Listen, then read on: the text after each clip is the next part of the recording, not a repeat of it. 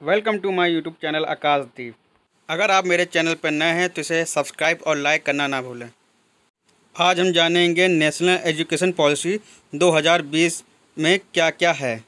जैसा कि आपको पता है कि एजुकेशन की नई पॉलिसी आ चुकी है, नेशनल एजुकेशन पॉलिसी 2020।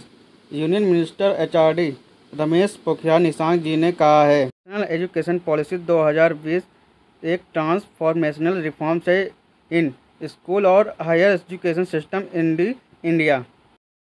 इस पॉलिसी के लिए यूनियन कैबिनेट की अध्यक्षता पीएम नरेंद्र मोदी ने किया था। इसको अप्रूव किया था नेशनल एजुकेशन पॉलिसी 2020 को। इस पॉलिसी का एम था transformational reform in education in school और हायर एजुकेशन में। ये पॉलिसी 34 ईयर पुरानी सारी नेशनल पॉलिसी ऑन एजुकेशन 1986 तक रिप्लेस करेगी। नेशनल एजुकेशन पॉलिसी 2020 को फॉर्मुलेट किया गया after the consultation of 2 lakh suggestion आए थे टू 5.5 लाख ग्राम पंचायत और 6600 ब्लॉक और 6000 ULBs और 676 डिस्ट्रिक्ट्स। कंसल्टेशन का ये प्रोसेस जनवरी 2015 में लिया गया था। इसमें 2 इम्पोर्टेंट कमेटी बनाई गई थी। पहली कमेटी थी committee for evolution of new education policy. ये कमेटी मई 2016 में बनाई गई थी और लेट श्री TSR सुब्रमण्यम इन्होंने इसकी चेयरमैनशिप की थी। और दूसरी कमेटी थी ड्राफ्ट नेशनल एजुकेशन पॉलिसी।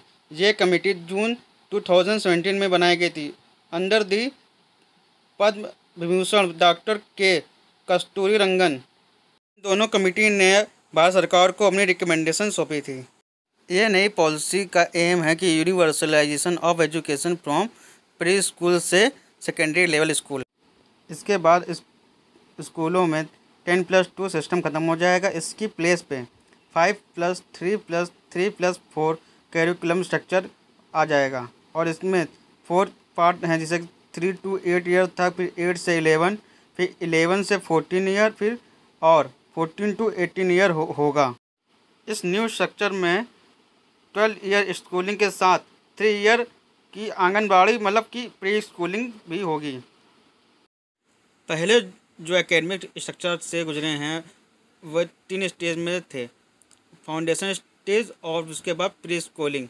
उसके बाद हमारी क्लास जो फॉर्मल एजुकेशन स्टार्ट होती है वो 6 ईयर्स एज से स्टार्ट होती है और 6 से 16 ईयर तक, मतलब 10 साल तक मिडिल स्टेज यहाँ पर होती है। एक्सपेरिमेंटल करने के लिए यहाँ पर सारे सब्जेक्ट पढ़ाते थे। इसके बाद स्ट्रीम को चूज़ करनी होती थी, लाइक कॉमर्स, साइंस, आर्ट। फिर इसके बाद 4 पार्ट में डिवाइड हो गया।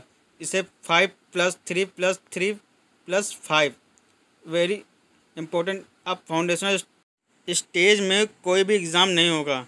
इससे चाइल्ड पर एग्ज़ाम स्ट्रेस कम पड़ेगा और medium of instruction mother tongue होगा। इसमें कोई भी लैंग्वेज इम्पोज नहीं की जाएगी।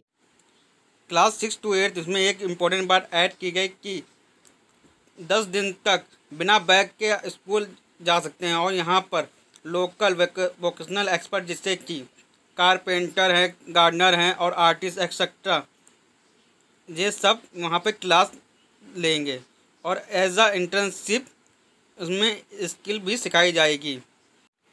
Class 9 to 12 focus on greater critical thinking and flexibility और अलाउ किया जाएगा स्टूडेंट को कौन सा सब्जेक्ट वे चूज़ कर सकते हैं और वे मल्टीडिसिप्लिनरी स्टडी भी कर सकते हैं, कि जैसे कि वो अलग अलग एजुकेशन, जैसे कि आर्ट लेना चाहते हैं और जैसे कि बायो और केमिस्ट्री और मैथ में से अगर कोई भी सब्जेक्ट उन्हें पसंद नहीं हो तो उसकी जगह आप कोई भी अदर सब्जेक्ट ले सकते हैं।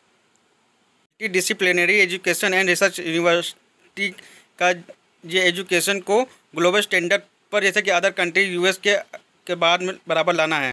इस पॉलिसी के अंतर्गत इंडियन लैंग्वेज को प्रमोट भी किया जा रहा है, जैसे कि पाली, पर्शियन और प्राकृतिक भाषाओं को लिए institute of translation and interpretation too भी सेट किया जाएगा। क्लास 9 to 12 फॉरेन लैंग्वेज को इंट्रोड्यूस किया जाएगा, जैसे कि आपको जो भाषा सीखनी हो, जर्मन, जापानीज़ और अदर लैंग्वेज।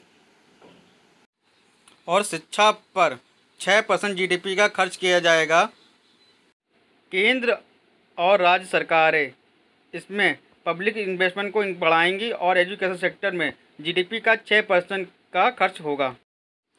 2030 में मिनिमम क्वालिफिकेशन टीचिंग के लिए 4 ईयर का इंटीग्रेटेड B.Ed डिग्री होना अनिवार्य हो जाएगा।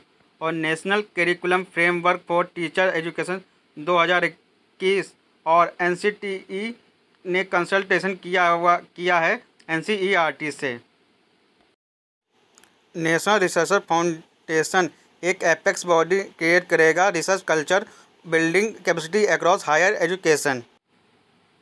Thank you for watching me on YouTube. अगर आपको मेरा लेसन पसंद आया हो तो इसे लाइक और सब्सक्राइब करना ना भूलें और अपने फ्रेंड्स के साथ शेयर ज़रूर करें और अपनी राय कमेंट में ज़रूर